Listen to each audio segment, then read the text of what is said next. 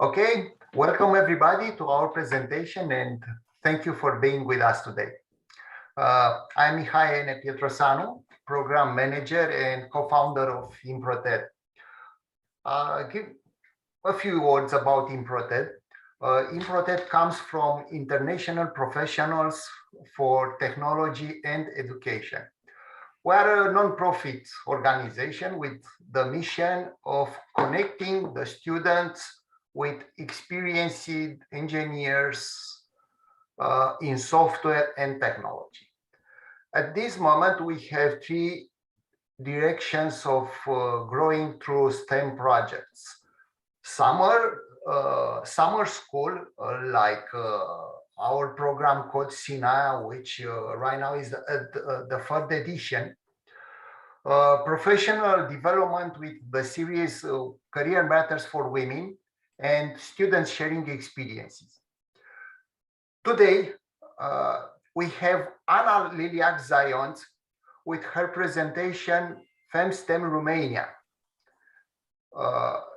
Ana is a junior student at Tudor Vianu School of Computer Science, and she's very passionate about chemistry and physics. Moreover, she's an awesome ambassador for the Code Sinaia, our summer school. And now I'll pass the microphone to Ana. Good luck, Ana. Thank you. Thank you, Mihai. Hi, everyone. My name is Ana Liliac Zajontz. I completed 11th grade at Tudor Vianu National High School of Computer Science, one of the top schools in Romania. I have reached the national phase of both the chemistry and the physics Olympiad for 5 years in a row. Entering this crazy world when I was only 12 years old, I have noticed that I'm mostly surrounded by boys. This was discouraging at first, but I found my motivation alongside my female classmates who also participated in the Olympiads, and thanks to the older girls who were willing to help and encourage us. I remember that when I was in 6th or 7th grade, my teacher asked a girl, Monica, who was in 12th grade at the time, to do some problems with us. And I remember being completely fascinated by her. She was so sure of herself.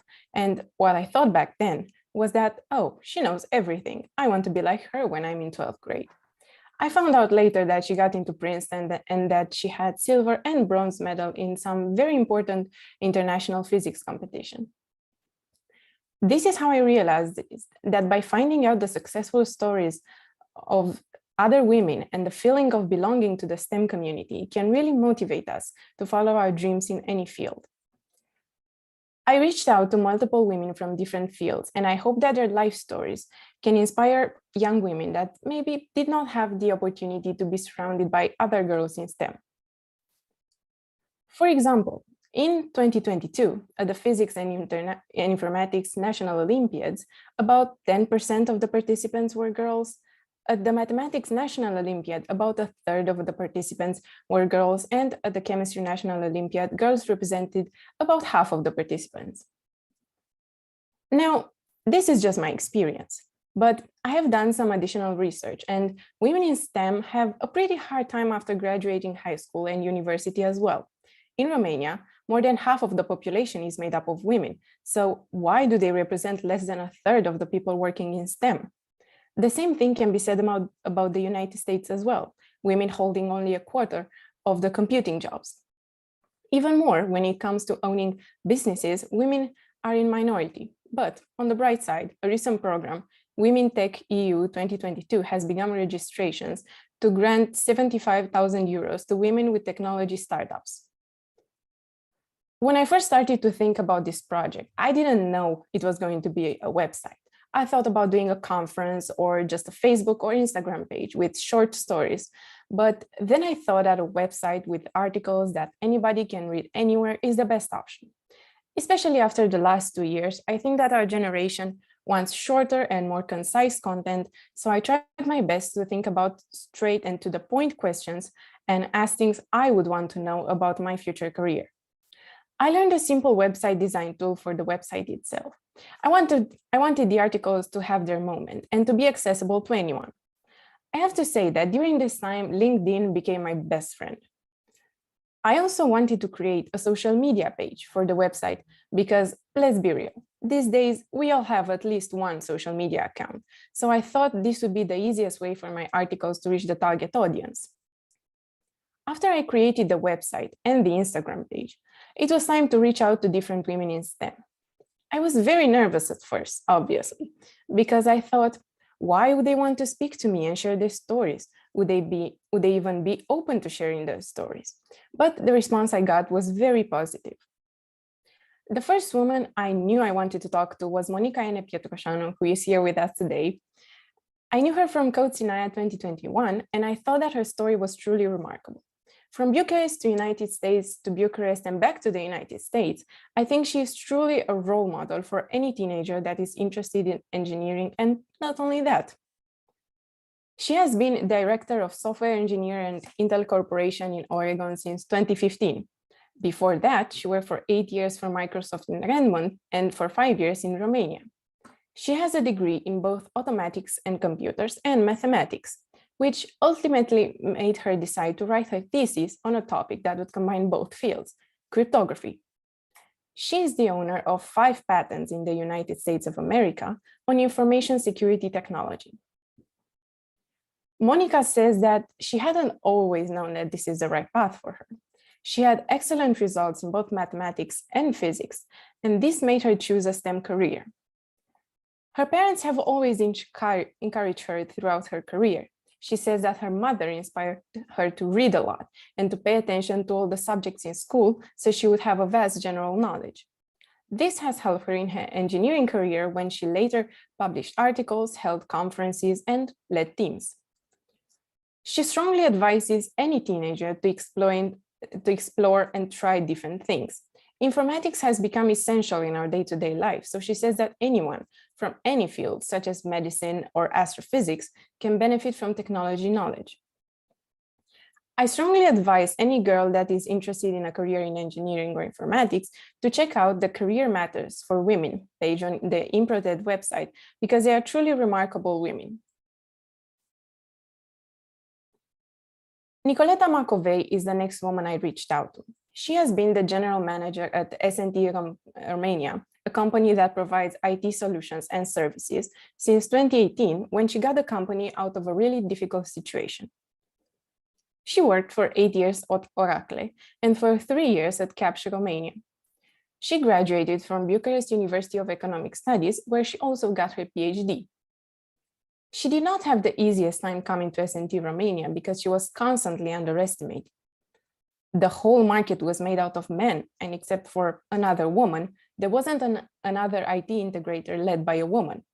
She thinks that without this underestimation, she could not have done what she did this fast. Even after that, she had issues because all the managers from big companies were men and were used to negotiating only with other men. But in time, she won her respect and her position in the market. She said that sometimes you have to choose your battles. So she hired a man sales director that would go on and deal with the distributors every day. One of the things she insisted on was that it was very important to think about your future, about what you will do next, so that when you are 40, 45 years old, the people in the field will know that you are very good at what you do. Every step of your way has to be made so that you leave something behind. Maria Haiduc was also a fascinating person to get to know, because she is, as many others would say, the first lady of physics in Romania. She has 60 years in physics research. She is one of the founders of the Space Sciences Institute in Măgurele. She has worked in very famous institutes and laboratories, such as the Lawrence Berkeley National Laboratory, CERN, and the Joint Institute of Nuclear Research in Dubna.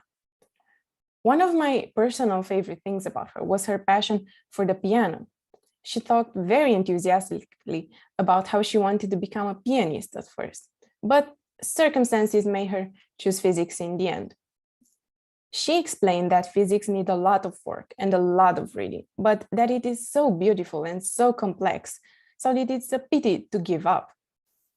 She advises anyone who wants a career in physics to carefully choose their path, because it is impossible to learn everything in this field. But if you do what you love, you are going to have a very beautiful life. This has also been the first time I had the opportunity to reach out to someone who has worked with Maria Hajduk and was very excited to talk about her. Ms. Ghenescu, senior researcher at the Space Sciences Institute in Măgurele, told me how enthusiastic she was to share her scientific experience and how you wanted to listen to her talk forever. She was the one that told me that Maria Hajduk often interprets classical music. She even had a demonstration after a conference about nuclear emulsions. There are more articles coming. I'm currently working on an article with someone who works in cybersecurity. Please stay tuned for that and give it a read when it comes, because that woman is very interesting and she has some pretty funny stories as well.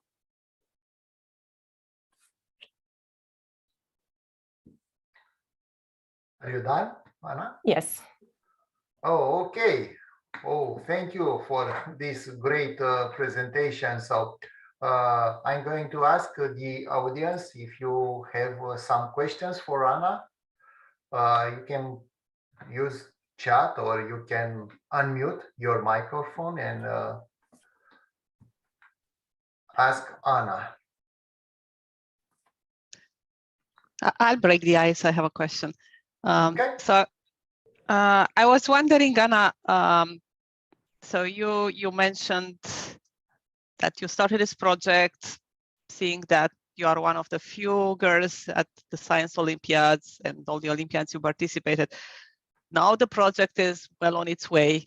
How do you define success? So if you want to see this project in a year or more down the road, how would you define this project is going to be a success?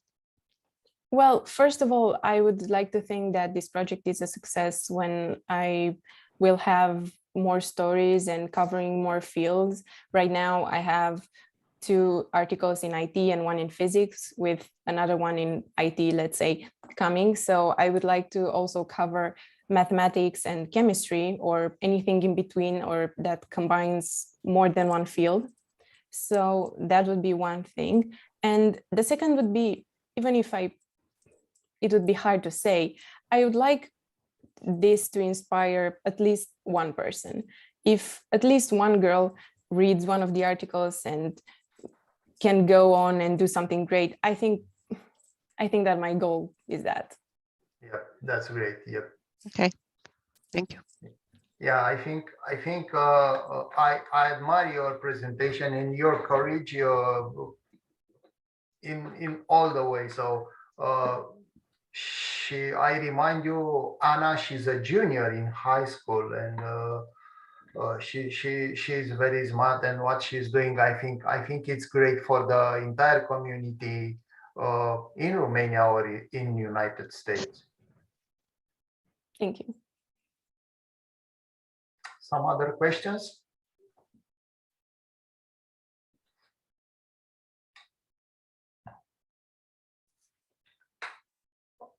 I think how can the people can reach you, Anna? Did you have an email address, or there is an email address on femstemromania.com? Okay, so anybody who wants to reach me can either message me on the FemSTEM Romania Instagram. You have it right here. It's FemSTEM_Romania. So if you have any questions, you can just ask them there. Oh yeah, and also we are the host, so you can always go on Improted page. Of course. And you can follow the Improted page, and you can find all the information over there and all the links. So I think Anna's stories is very, very powerful and very inspiring. I have a few more questions if nobody has. Yep. Sure, Monica, go ahead. Okay. So I wanted to ask Anna, since you're talking about the role of the parents. So what should be the role of the parents to encourage girls to choose careers in STEM? I mean, if a girl has a passion for STEM, the parents should just support it no matter what. And as I said, for your example, your parents already always encouraged you, but they didn't just stop there.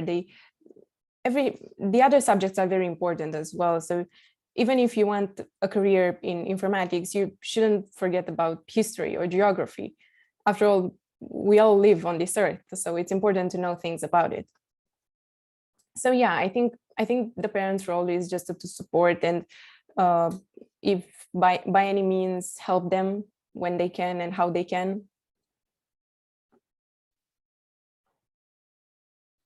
Yep, makes sense. Thank you. That's great. Yeah, that's great. Thank you. Some other questions? Come.